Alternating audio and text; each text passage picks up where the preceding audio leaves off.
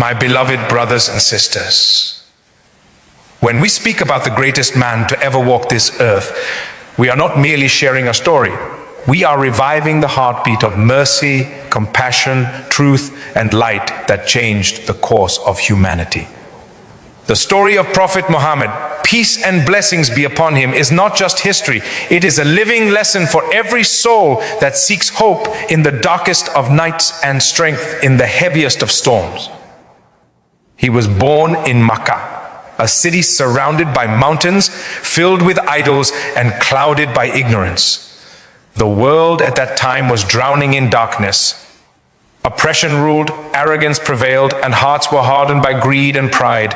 But even before his birth, the heavens prepared for a light so bright that it would pierce through centuries of ignorance and reach the deepest corners of the earth. His coming was not an accident, it was divine planning.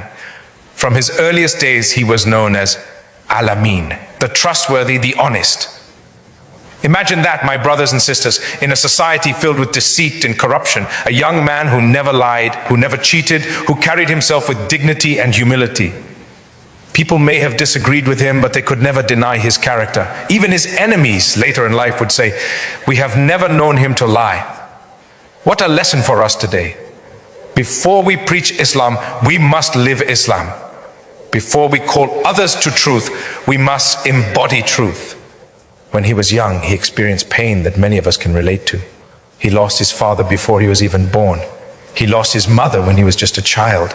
He was raised by his grandfather, then by his uncle. He tasted the bitterness of loss and the loneliness of being an orphan.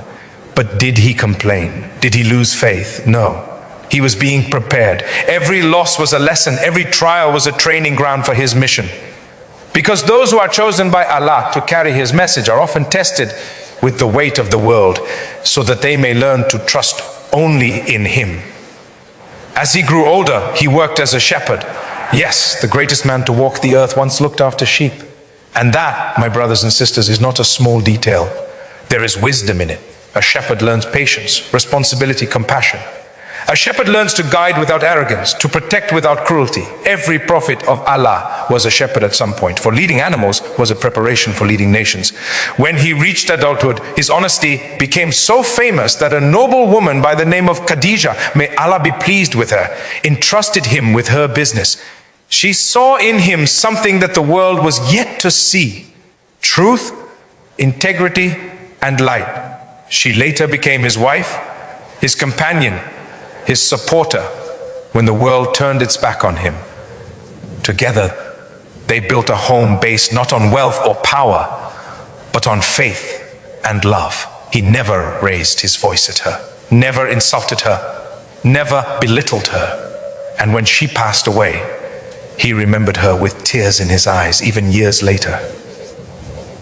What a man, what a husband, what a heart. Then came that night, the night that would change history. Alone in the cave of Hira, he sought solitude to reflect on the madness around him. He was not yet a prophet, but his heart was restless. He would look at the stars and think, surely there must be more to life than this. And then the moment arrived. The angel Gabriel descended, holding revelation from the Lord of all worlds. "Read," he commanded, and the man who could not read replied, "I cannot read." Again, "Read." And again, "I cannot read." Third time, the angel braced him and said, "Read in the name of your Lord who created." That was the birth of light. You maintain ties of kinship. You help the needy. You speak the truth. You bear the burden of others. That, my brothers and sisters, is what faith looks like. To stand by your spouse when the world cannot understand their calling. From that moment, the Prophet's life became a journey of patience and pain, of tears and triumphs. When he began to call his people to the truth, to worship one God, to leave their idols, to stop cheating, to stop oppressing the weak, they laughed at him, insulted him, and tortured those who followed him. His closest companions were beaten and killed. Bilal, the noble companion, was dragged across the burning sand, whipped and crushed under stones, yet his heart cried only, "Ahad, Ahad, one God, one God." And what did the Prophet do? Did he seek revenge? Did he curse them? He walked through the streets of Mecca with tears in his eyes, praying, "Oh Allah, guide my people, for they do not." That is the mercy of a heart chosen by Allah. He never carried hatred, even for those who wanted to kill him. Years passed. His uncle Abu Talib, who had protected him, died. His beloved Khadijah passed away. It was called the year of sorrow. Imagine the weight on his heart, losing the two people who loved and supported him most. Yet even in that moment when he was rejected by the people of Taif, stoned, mocked, and bleeding, he raised his hands to the sky and said, "Oh Allah, if you are not angry with me, then I do not mind." What faith, what surrender, what love for the Creator. Then came the night journey, Isra and Miraj, a gift from Allah to console his beloved, taken from Makkah to Jerusalem, then ascended to the heavens. He met the prophets before him, saw paradise and hell, and stood closer to his Lord than any soul before or after him. And from that divine meeting, we received one of the greatest gifts, the prayer. Every time you stand in Salah, remember, you are responding to a call that began that night. Prayer is not a burden. It is a meeting with the one who invited his prophet to the heavens. Eventually, the prophet and his followers migrated to Medina. They left behind their homes, their wealth, their families, everything for the sake of Allah. They were strangers in a new land, yet their hearts were full of light, and Allah honored them. In Medina, the first community of faith was born. People of different tribes, backgrounds, and colors came together, united not by blood, but by belief. And their leader, the Prophet, did not rule like a king. He sat among them, ate with them, smiled with them. When they were hungry, he was hungry. When they fought, he made peace between them. When they needed guidance, he gave it with gentleness. He lived in a small house, slept on a mat of palm leaves, and gave away whatever he had for the sake of others. He could have lived like a ruler, but he chose to live like a servant. And in Medina, the revelation continued. The Quran came down not as a storybook, but as a living conversation, guiding, correcting, comforting. When his enemies mocked him, Allah revealed, "Indeed, we have granted you Al-Katha." When he grieved over those who rejected him, Allah said, "Perhaps you would kill yourself with grief that they do not believe." When he needed direction, Allah reminded him, "And rely upon the ever-living who does not die." The Quran was his companion, his strength, his light. Even when war came, he fought not out of hate, but out of defense, to protect the truth and the oppressed. And even then, he forbade the killing of women, children, the elderly, or animals. He taught mercy in the midst of battle. Once, when he saw a mother crying over her dead child, he turned to his companions and said, "Do you think this mother would throw her child into a fire?" They said, "Never." He said, "Allah is more merciful to his servants than this mother to her child." That is who he was. Mercy in every step. Years later, after years of struggle, he returned to Makkah, the city that once drove him out, but he did not return with vengeance. He entered humbly, his head bowed, reciting words of praise to Allah. And when the people who had mocked, tortured, and fought him stood before him trembling, expecting punishment, he asked, "What do you think I will do to you today?" They said, "You are a noble brother, the son of a noble brother." And he said, "Go, for today you are free."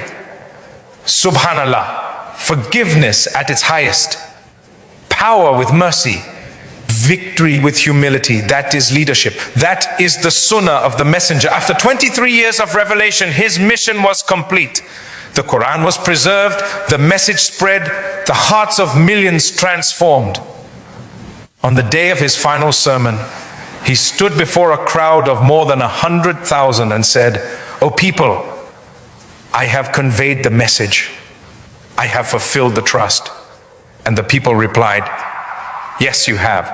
And he raised his finger to the sky and said, "O Allah, bear witness." That was the heart of a man who gave everything for us, his sleep, his comfort, his health, so that the word of Allah could reach you and me. Soon after, he fell ill. And as he lay on his bed, his face glowed with peace. His final moments were not filled with fear, but with love and remembrance. He looked at his companions and said, the prayer, and be kind to those under your care. And his last words were, O Allah, the highest companion. He chose to return to his Lord. The earth wept, the heavens welcomed him, and the light that began in a cave spread to every heart that says, La ilaha illallah, Muhammadur Rasulullah. My brothers and sisters, his story is not just to be told, it is to be lived. When you are hurt by those you love, remember how he forgave. When you are poor, remember how he gave even when he had nothing. When you are tired of life, remember how he stood at night in prayer until his feet swelled, saying, should I not be a grateful servant? When you feel alone, remember that he was once surrounded by enemies but never lost hope in Allah. And when you love him, show it not only in words but in action. By following his mercy, his honesty, his patience, his kindness. The story of Prophet Muhammad is the story of every believer's heart to struggle, to rise, to fall, to repent, and to return to Allah. His life was a message that no matter how dark the night, the dawn of mercy will always come. He taught us that success is not in wealth or fame, but in faith and sincerity. He taught us that greatness lies in serving others, that strength lies in forgiveness, and that the greatest victory is to conquer your own ego. So, tonight, my brothers and sisters, when you raise your hands in dua, remember the man who raised his hands for you centuries ago, saying, my ummah, my ummah. He prayed for you before you were even born. He cried for you without ever seeing your face. His love for you was so deep that even in his final moments, he was thinking of us. How can we not love him? How can we not follow him? If his life teaches us anything, it is that no matter who you are or what you've done, Allah can raise you from the dust to the stars if your heart is sincere. This world will fade, but his message will never fade, because his story is the story of light defeating darkness, truth conquering falsehood, and love overcoming hate. May Allah make our hearts alive with his teachings. May Allah fill our homes with the mercy that he brought. And may Allah gather us with him. Peace and blessings be upon him in the highest levels of paradise, where we will see his beautiful face, hear his voice, and say, O Messenger of Allah, we tried to follow you, and today we are with you. And that will be the greatest moment of all.